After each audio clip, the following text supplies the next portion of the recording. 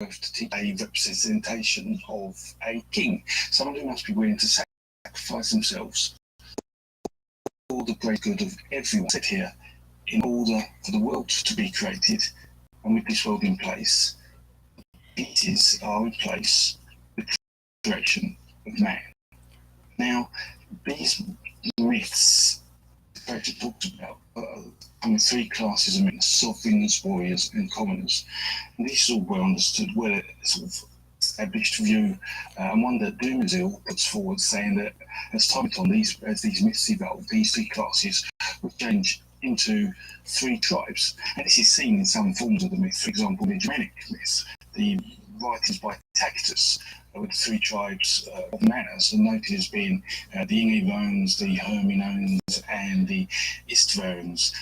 And additionally to this, we mustn't forget the cow, or the ox. It is from this bovine that all animal and vegetable species would come. And from these parts, we see that this creation myth is of fundamental importance to our ancestor societies.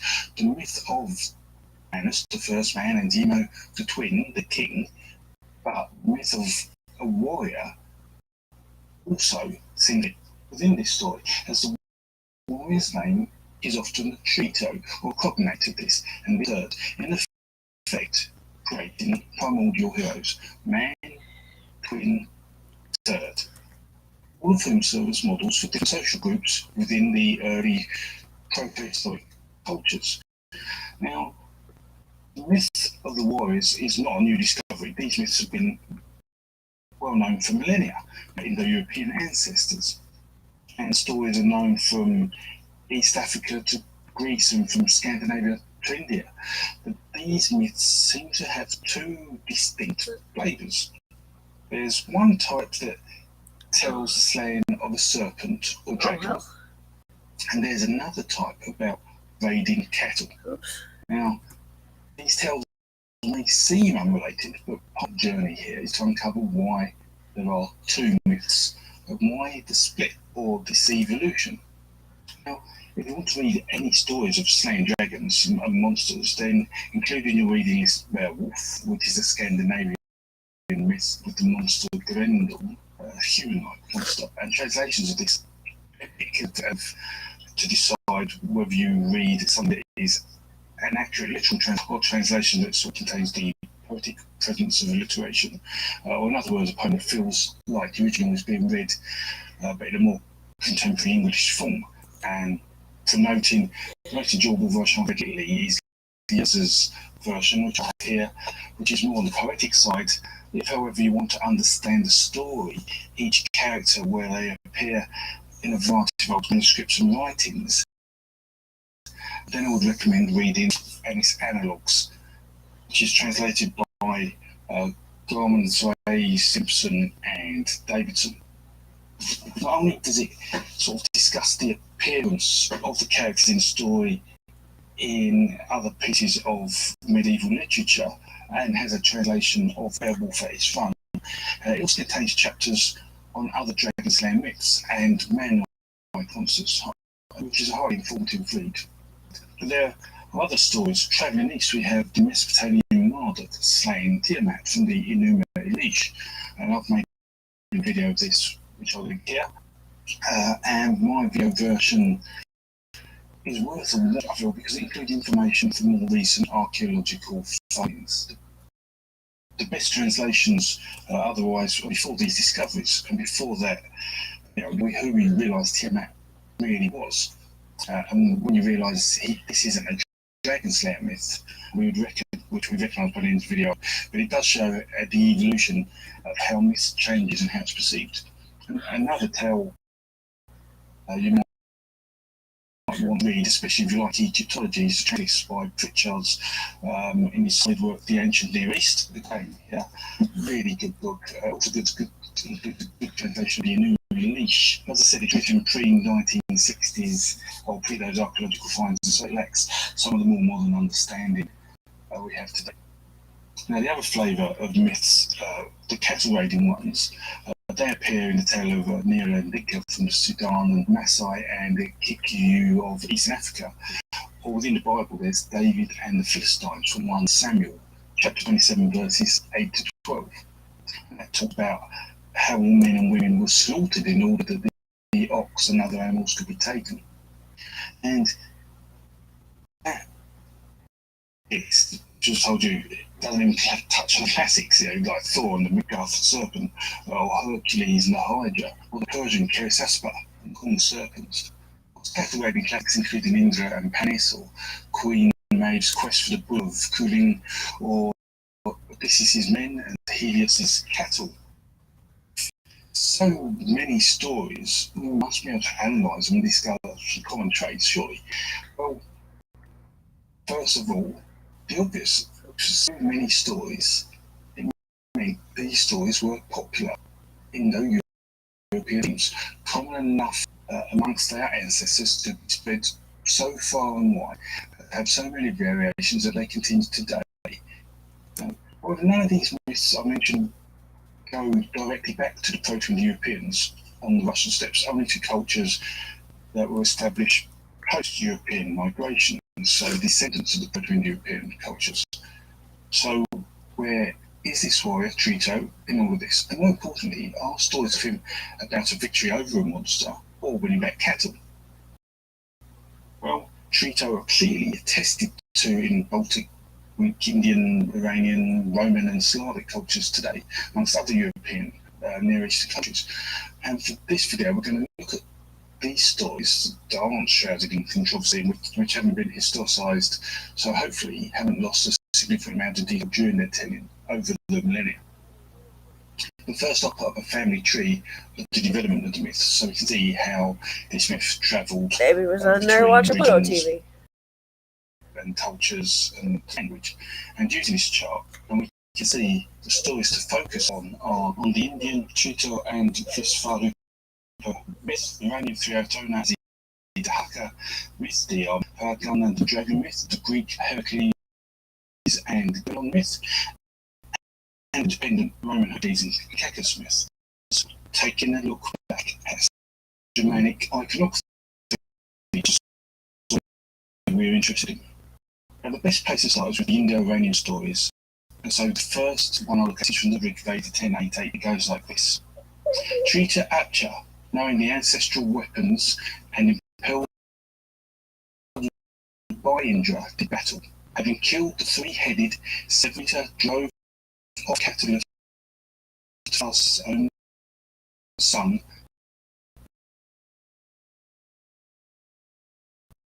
the mighty struck down the Vestas and ripped off those three heads. And to go with this, we'll now look at the Iranian version and the passage from the Yast 15:23-24. Fiona, of the house of Athwa, of the heroic house, sacrificed the value in four-cornered veranda on a golden chair, on a golden pillow, on a golden rug.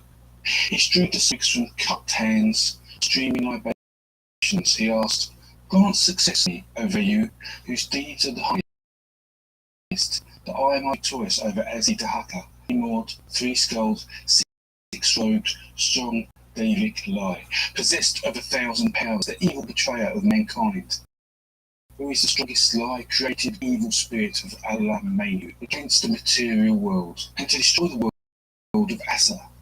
Malik, his two women, Zavanya Havak and Alanavak, who raise themselves up with the most beautiful bodies of the world, who are the most excellent messages, clearly describe the slaying of a monster, a headed monster. But what sounds similar, not what noticed, is that the name of the hero is also the ancient Trita Apcha has a modern coincidental similarity with the Persian name Traiteona Athwa. So you need to understand the reason why a similarly named hero is a common root or ancestor.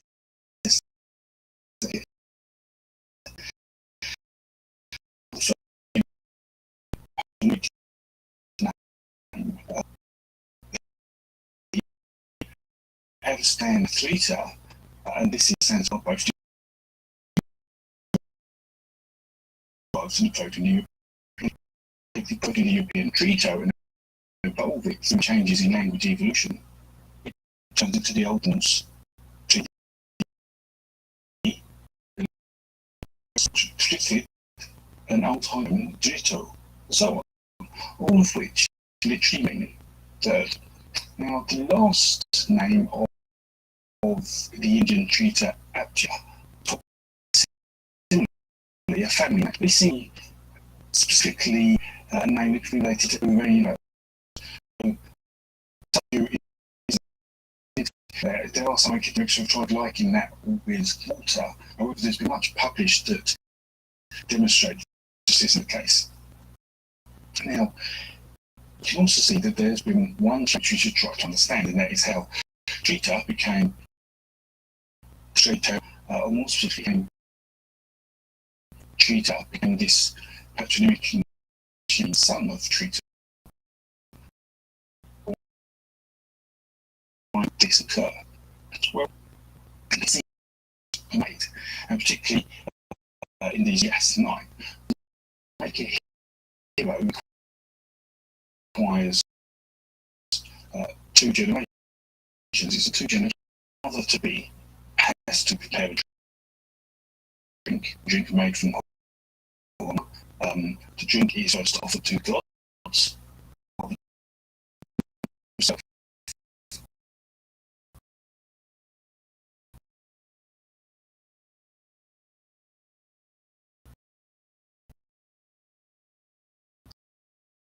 and this drink goes in now as a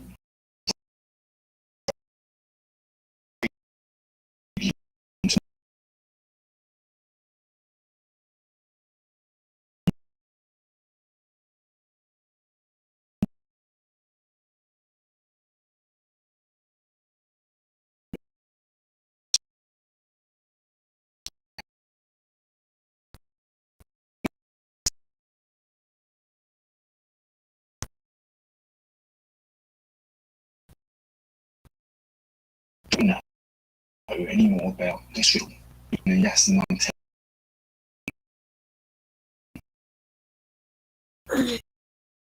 You see the Indian version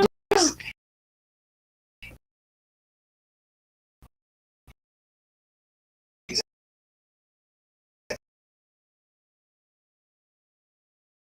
seeing skills.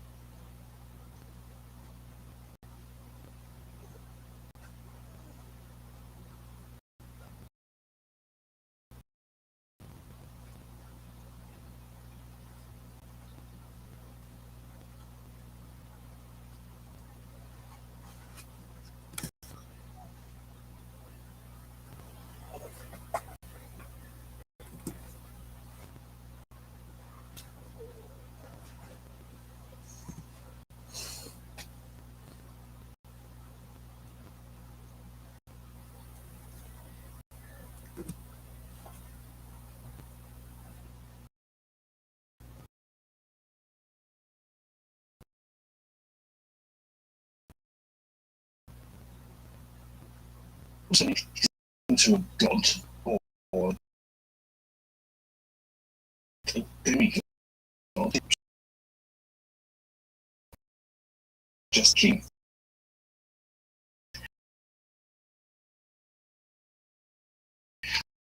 Well, there's no reading about him about Cabal. It also talks about the use of someone. This doesn't treat it hasn't turned into a god, but these passages are a result of much man who knew is change all things today. Now, to truly understand which myth is the original, we can my suggestion that the Indian treater is the original free game of the dragons.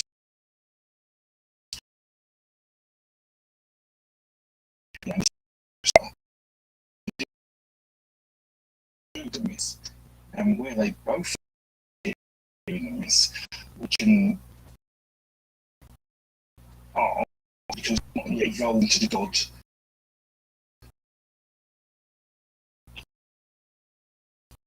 And the power that which is for this. There's no evidence supporting Indian myth. Instead, the myths always seem to show this constant relationship.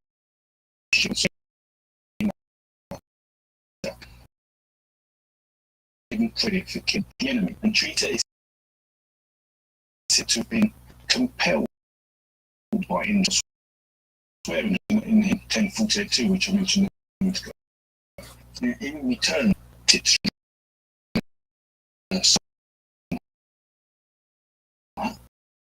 came to Indra, who in return grants Citra strength. These are part of the original myth. Titra, the dragon slayer, that gave them the Iranian evidence somewhat less conclusive, or really honestly, it's probably that's quite generous. It is just inconclusive. Best texts are read above. Satan calls the god other gods, Yusura and Alita, or Devaspa, or Asiv. So there's a clear motive of the by deity, which was the original one. And let's also not forget the further complication of the effect of Thusta, who the impact he had due to the formation of the myths with its rise, and consequently some of the deities demoted and others filled their void. So luckily there are other texts on this family tree which we can look at that may help us on this discovery journey. The next one we should look at the Armenian version of the myth. This myth comes from the Moses of Codeine from the history of Armenia, part 131, based on a German translation of the text below. Now, here it says, Verhagen of this letter till heaven and putting to travail. The purple sea was in travail. The red reed had its birth in years. The reed came forth smoke. From the stems of the reed came forth the flame. The youth had fiery hair, a beard of flame hands. Also of this one, I have heard it with my own ears. It does recount his battle with the dragon and his victory, and I sing of him in every way as the heroic deeds of Hercules.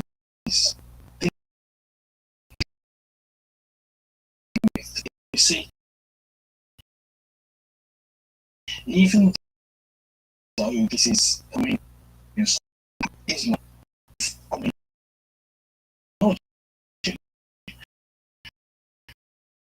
instead it is a very of resistance, and as we know, as Verhagen is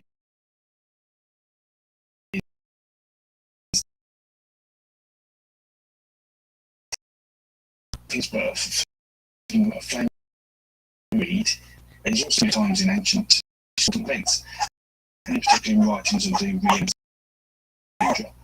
What we should also consider is that is also a humorization.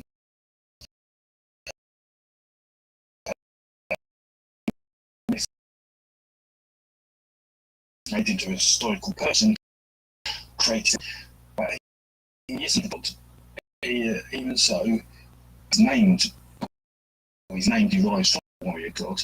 Pagan is immortal. There's also another clue about Pagan. That is that he is the third child to Tiglath. The first two have zero importance in the story. I'll make sure that Pagan is the third. But with this, he's not only the god to Pagan now, but also Trito, the third Slayer myth. These figures now involve a hero who as the Dragon Slayer myth evolves, other details disappear. And in this Armenian, we see this in the dragon that Trito myths. Things that are very specific in early versions of Armenian sources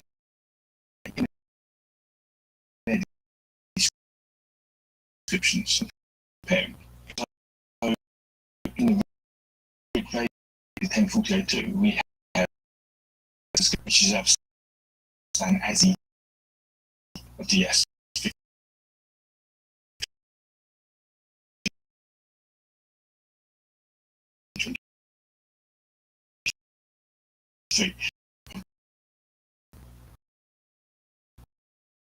The other details lost include or Sandman,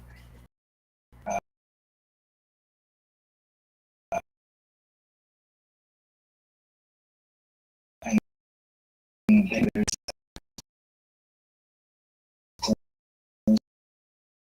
Tom to them without the hacker. Yes, this carries the suffix in their name. A suffix suggests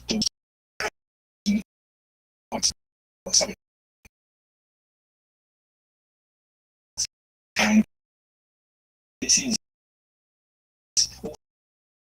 also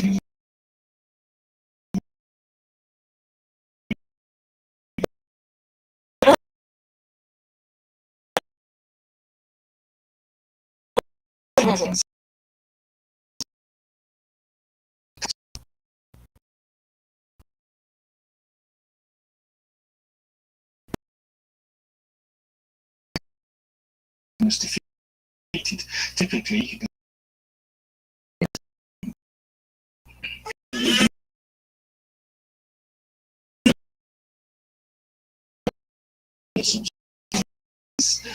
addressed by James Thomas. We see that the hacker will one back or lines what we the original story what it would contain.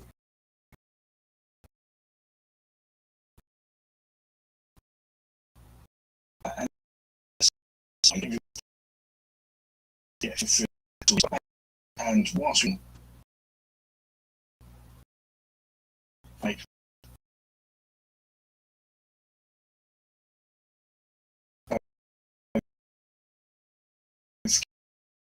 Catalyst women as being obtained from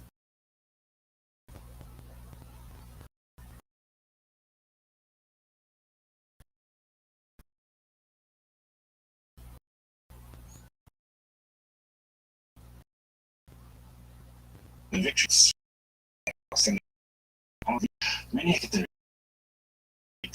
see these periods specifically storms or seasonal freeing of wolves. So with this perception of with identified as a storm, completing cows and women in rain.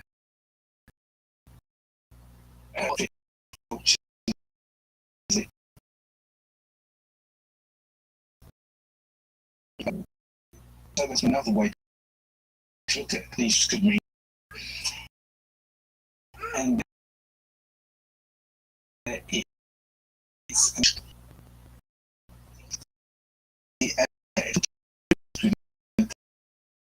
Texas inspired James. He knows that this means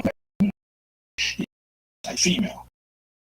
So this could be applied to any female rather than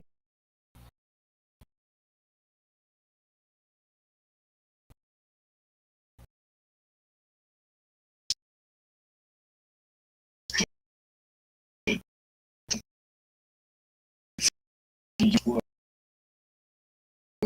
or cow. This actually doesn't count whether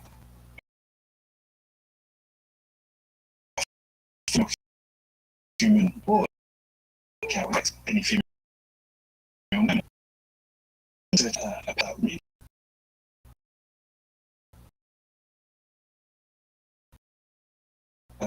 It is actually used to describe two women. We can see the historic evolution of this.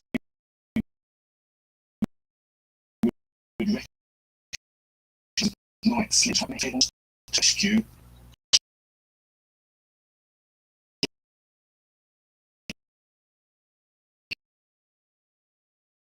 that come underneath the hero, saying a serpent to recover cows.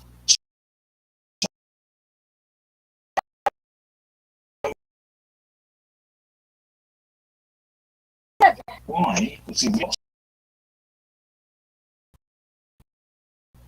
As I sort of hinted at, they were naked.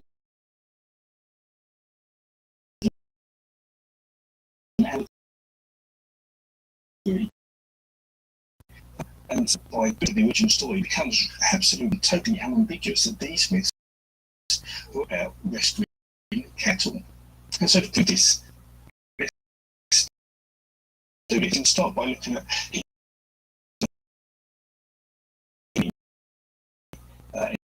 in this book, there's a story involving Heracles that killed the three-headed girl. After marrying Callior's daughter, the mighty Heracles stripped him of life and limb. In cattle on the sea, as a kid āūϊōē, he drove broad-faced cattle away to holy Tiddins, crossing the full ocean and killing Orthos and the herdsman Urgent in that the glorious ocean. There's no ambiguity here about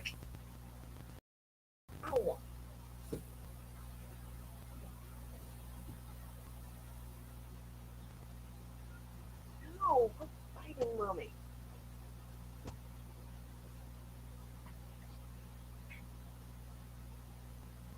We're going to solve this connection.